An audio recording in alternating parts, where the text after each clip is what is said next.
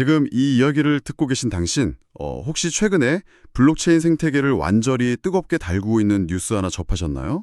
당연히 그 이야기겠죠. 2026년 2월 현재 이더리움 진영에서 단연 돋보이는 그 이름. 맞습니다. 가장 압도적인 성장세를 보여주고 있는 레이어2 네트워크, 바로 베이스입니다. 베이스가 이번에 기술적인 측면에서 아주 거대한 독립선언을 했거든요. 네, 지금 생태계 전체가 이 이슈에 촉각을 곤두세우고 있죠. 자, 이 내용을 하나씩 풀어보죠. 그동안 베이스가 아주 잘 사용하고 있던 옵스택이라는 든든한 둥지가 있었잖아요. 그렇죠. 아주 유용하게 썼죠. 그런데 거기서 벗어나서 자체적인 통합 스택, 즉 유니파이드 스택으로 전환하겠다고 발표했습니다. 이게 정확히 어떤 의미인지, 그리고 왜 하필 지금 이 시점에 이런 과감한 결정을 내렸는지 심층적으로 탐구해 보는 게 오늘 저희의 목표입니다. 이 변화는 단순히 개발자들이 기터브에서 코드를 좀 정리하는 수준의 소프트웨어 업데이트가 절대 아닙니다. 단순한 업데이트가 아니다. 네, L2 생태계 전반의 지형도 그리고 룰 자체를 완전히 뒤흔들 수 있는 중대한 전환점이거든요. 그동안 수많은 네트워크들이 어떤 방식으로 생존하고 연대해 왔는지 그 패러다임이 바뀔 수 있는 큰 그림이 숨어 있습니다. 아, 기대되네요. 오늘 저희 대화를 쭉 따라오시면 당신도 블록체인 기술의 미래가 어디로 흘러가는지 훨씬 더 선명하게 보이실 겁니다. 좋습니다. 그럼 이 거대한 변화를 제대로 이해하려면 약간 과거로 돌아가서 베이스가 처음 등장했던 배경부터 짚어봐야겠죠. 2023년이었던 걸로 기억하는데요. 네, 맞아요. 코인베이스가 주도했었죠. 그런데 이 성공 뒤에는 업스택이라는 기술적 기반이 있었습니다. 여기서 질문.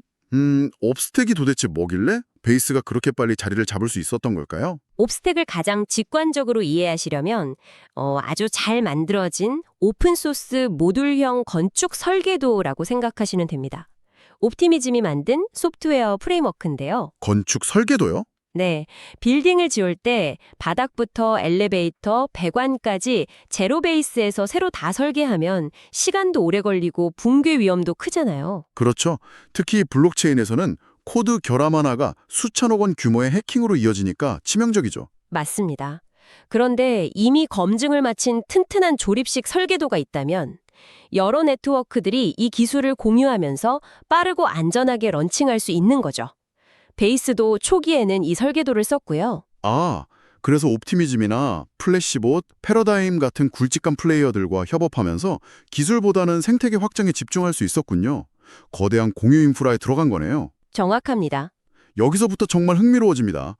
그렇게 훌륭한 설계도를 공유하면서 코인베이스 후광도 받고 아주 잘 나가고 있었잖아요. 네, 아쉬울 게 없었죠. 그런데 굳이 왜 이 안정적인 시스템을 버리고 혼자 짐을 싸서 나가려는 걸까요? 독자 개발하면 비용이나 인력이 엄청나게 깼을 텐데 말이죠. 무엇이 베이스를 독립으로 내몰았을까요? 아주 날카로운 포인트입니다. 편안한 길을 버린 데에는 베이스 엔지니어링 팀에 세 가지 명확한 전략적 동기가 있어요. 첫 번째는 바로 압도적인 업그레이드 속도입니다. 속도요. 기존 옵스택은 느렸나요? 기존 구조는 안정적이지만 반대로 말하면 의존적이죠. 비유하자면 마음 맞는 룸메이트들과 거대한 쉐어하우스에 사는 것과 같습니다. 거실에 TV 하나 새로 놓으려 해도 다 같이 모여서 회의하고 돈 어떻게 나눌지 조율해야 하는군요. 그렇죠. 베이스가 뭔가 획기적인 최적화를 하고 싶어도 옵스택 전체 방향성과 맞는지 옵티미즘 측과 계속 조율을 해야 했어요. 코드가 여러 저장소에 흩어져 있다 보니 변수도 너무 많았고요. 쉐어하우스 비유 확 와닿네요. 내돈내산 인테리어를 못하니까 답답했겠어요. 그럼 독립하면 얼마나 빨라진다는 건가요? 이제 베이스는 자체 스택을 직접 관리하면서 연간 6회 이상의 하드포크를 목표로 합니다. 잠깐만요. 1년에 하드포크를 6번이나요? 보통 이더리움 메인넷도 1년에 한두 번 할까 말까한 거대한 공사잖아요. 노드 운영자들한테는 거의 악몽 아닌가요? 그게 바로 두 번째 이유인 인지 복잡도 감소와 연결됩니다. 그렇게 자주 업데이트하려면 시스템이 극도로 단순해야 하거든요. 복잡하면 자주 건드릴 수가 없으니까요. 맞아요.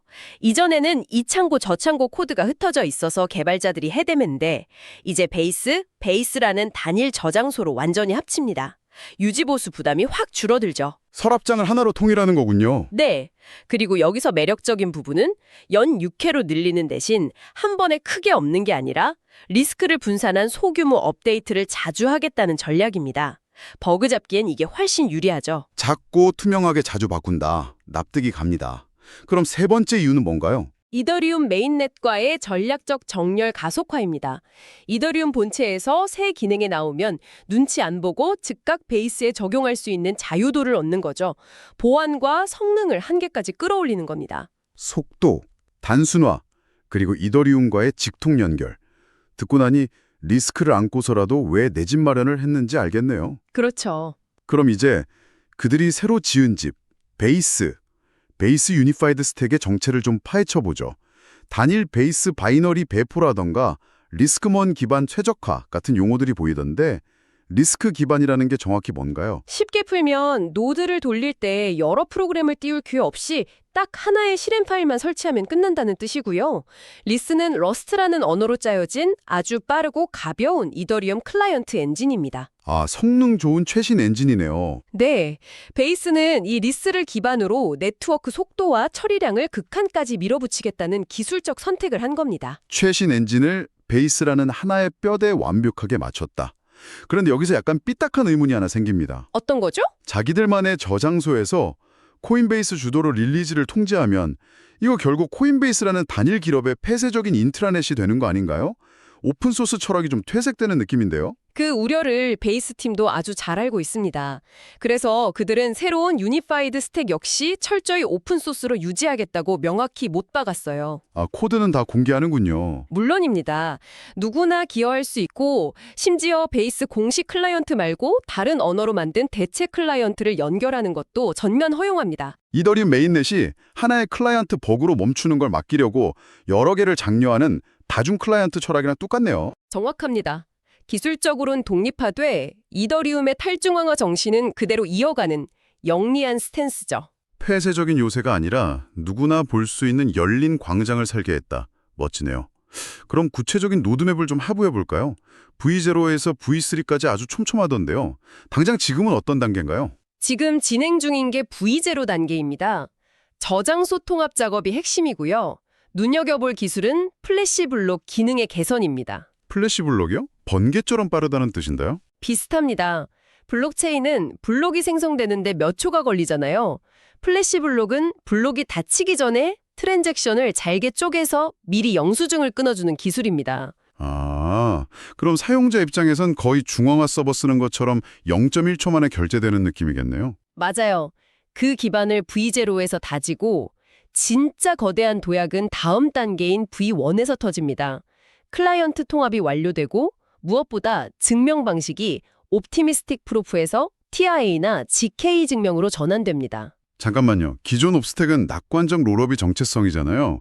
일단 다 맞다고 믿고 나중에 검증하는 방식인데 이걸 수학적으로 그 즉시 증명하는 GK로 아예 체질을 바꾼다고요? 비행기가 날고 있는데 프로펠러 떼고 제트 엔진 다는 격 아닌가요? 비유가 철떡이네요. 엄청난 리스크를 감수하는 도전입니다. 왜 갈아 끼울까요? 낙관적 롤업의 치명적 단점이 바로 출금 시간입니다. 아, 이해 제기 기간 7일 기다려야 하는 거요? 맞습니다. 하지만 GK 증명은 수학적으로 즉시 유효성을 증명하니까 7일을 기다릴 필요가 없죠. 출금은 비약적으로 빨라지고 보안성은 비교 불가 수준으로 높아집니다. 야, 야심차네요. V1만 성공해도 업계가 뒤집어질 텐데 그럼 그 이후인 V2, V3에는 뭐가 있습니까? V2에서는 데이터 처리 효율을 극단적으로 높이는 블록 액세스 리스트가 도입됩니다. 그게 어떤 이점이 있죠? 트랜잭션이 발생할 때 데이터베이스의 어느 부분을 건드릴지 미리 몽국을 제출하는 거예요. 노드들이 데이터를 찾느라 헤매지 않고 미리 준비할 수 있으니까 병렬 처리가 가능해집니다. 가스비 예측도 정교해지고요. 병목이 싹 사라지겠군요. V3는요? 최종 형태인 V3는 이더리움 L1 메인넷의 대경우 업그레이드와 베이스를 완벽하게 정렬하는 단계입니다. 본체의 경제 모델이 바뀌면 베이스도 즉각 맞추는 거죠. 통합과 최적화의 완성입니다. 숨막히는 마스터 플랜이네요. 근데 현실적인 질문 하나 드릴게요. 그래서 이게 도대체 무슨 의미일까요? 일반 유저나 개발자 입장에서는 지갑 설정 다 바꾸고 코드 새로 짜야 합니까? 전혀 걱정 안 하셔도 됩니다. 당장 일반 사용자나 앱 개발자의 일상에는 1도 변화가 없습니다. 아, 다행이네요. 기존에 쓰던 RPC나 API 그대로 유지되고요.